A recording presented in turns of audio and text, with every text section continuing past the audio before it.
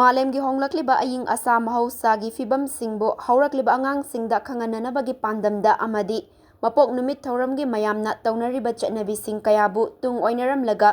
ꯌꯣꯍꯦꯟꯕ ꯂꯣꯡꯖꯝꯅ ꯃꯍꯥꯛꯀꯤ 12ꯔꯛ ꯁꯨꯕ ꯃꯄꯣꯛ ꯅꯨꯃꯤꯠꯅ ꯂꯥꯛꯄꯗ ꯃꯤꯌꯥꯝꯒꯤ ꯁꯥꯟꯅꯕꯨꯡ ꯑꯣꯏꯔꯤꯕ ꯀꯦꯀ꯭ꯔꯨ ꯌꯥꯏꯔꯤ ꯀ꯭ꯂꯕꯀꯤ ꯄ꯭ꯂꯦꯒ꯭ꯔꯥꯎꯟꯒꯤ ꯑꯀꯣꯏꯕꯗ ꯎꯍꯩ ꯄꯥꯟꯕ ꯎ ꯆꯥꯔꯥꯁꯤꯡ ꯊꯥꯗꯨꯅ ꯄꯥꯡꯊꯣꯛꯈ꯭ꯔꯦ꯫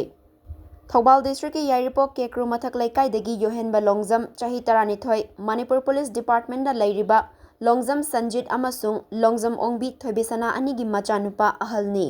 ꯂꯣꯡꯖꯝ ꯁꯟꯖꯤꯠ ꯃꯅꯤꯄꯨꯔ ꯄꯨꯂꯤꯁ ꯗꯤꯄꯥꯔꯠꯃꯦꯟꯇ ꯊꯕꯛ ꯇꯧꯔꯤꯕꯇ ꯅꯠꯇꯅ ꯀꯦꯀ꯭ꯔꯨ ꯌꯥꯏꯔꯤ ꯀ꯭ꯂꯕꯀꯤ ꯊꯧꯁꯨ ꯄꯨꯔꯝꯗꯨꯅ ꯂꯩꯀꯥꯏꯒꯤ ꯑꯃꯗꯤ ꯃꯤꯌꯥꯝꯒꯤ ꯑꯣꯏꯕ ꯆꯥꯎꯈꯠ ꯊꯧꯔꯥꯡ ꯀꯌꯥꯁꯤꯡꯗꯁꯨ ꯑꯉꯥꯡꯁꯤꯡ ꯏꯃꯨꯡ ꯃꯅꯨꯡ ꯌꯥꯎꯅ ꯁꯔꯨꯛ ꯌꯥꯗꯨꯅ ꯂꯥꯛꯂꯤꯕꯅꯤ꯫ ꯃꯆꯥꯅꯨꯄꯥ ꯌꯣꯍꯦꯟꯕꯒꯤ ꯃꯄꯣꯛ ꯅꯨꯃꯤꯠꯀ ꯃꯔꯤ ꯂꯩꯅꯅ ꯎꯄꯥꯜ ꯊꯥꯕ ꯑꯗꯨꯗ ꯁꯟꯖꯤꯠꯅ ꯐꯣꯡꯗꯣꯔꯛꯈꯤꯕꯗ ꯍꯧꯖꯤꯛ ꯃꯥꯂꯦꯝꯒꯤ ꯑꯣꯏꯅ ꯑꯏꯪ ꯑꯁꯥꯒꯤ ꯑꯃꯗꯤ ꯃꯍꯧꯁꯥꯒꯤ ꯐꯤꯕꯝꯗ ꯑꯗꯨꯛꯀꯤ ꯃꯇꯤꯛ ꯑꯍꯣꯡꯕ ꯂꯥꯛꯇꯨꯅ ꯃꯤꯑꯣꯏꯕꯗ ꯈꯨꯗꯣꯡꯆꯥꯗꯕ ꯀꯌꯥ ꯑꯃ ꯄꯤꯔꯤ꯫ ꯂꯩꯕꯥꯛ ꯑꯁꯤꯒꯤ ꯑꯣꯏꯅꯁꯨ ꯎꯄꯥꯜ ꯋꯥꯄꯥꯜ ꯀꯌꯥ ꯊꯥꯖꯤꯟꯗꯨꯅ ꯎꯃꯪ ꯋꯥꯃꯪ ꯌꯣꯛꯈꯠꯇꯨꯅ ꯃꯍꯧꯁꯥꯒꯤ ꯐꯤꯕꯝ ꯀꯟꯅꯅꯕ "एक पेड़ माँ के नाम 2.0 ꯏꯃꯥꯒꯤ ꯃꯤꯡꯗ ꯎꯄꯥꯜ ꯑꯃ" ꯍꯥꯏꯕ ꯀꯦꯝꯄꯦꯟ ꯑꯃꯁꯨ ꯀꯟꯅ ꯆꯪꯁꯤꯜꯂꯤꯕꯅꯤ꯫ ꯃꯁꯤꯗ ꯇꯨꯡꯗ ꯍꯧꯔꯛꯂꯤꯕ ꯑꯉꯥꯡꯁꯤꯡꯗ ꯃꯍꯧꯁꯥꯒꯤ ꯐꯤꯕꯝꯒꯤ ꯃꯇꯥꯡꯗ ꯃꯈꯣꯏꯗ ꯋꯥꯈꯜ ꯆꯦꯜꯍꯟꯅꯅꯕ ꯃꯤꯌꯥꯝꯅ ꯄꯥꯡꯊꯣꯛꯅꯔꯤꯕ ꯃꯄꯣꯛ ꯅꯨꯃꯤꯠꯀꯤ ꯃꯑꯣꯡꯁꯤꯡ ꯑꯗꯨꯗꯒꯤ ꯍꯣꯡꯗꯣꯛꯂꯒ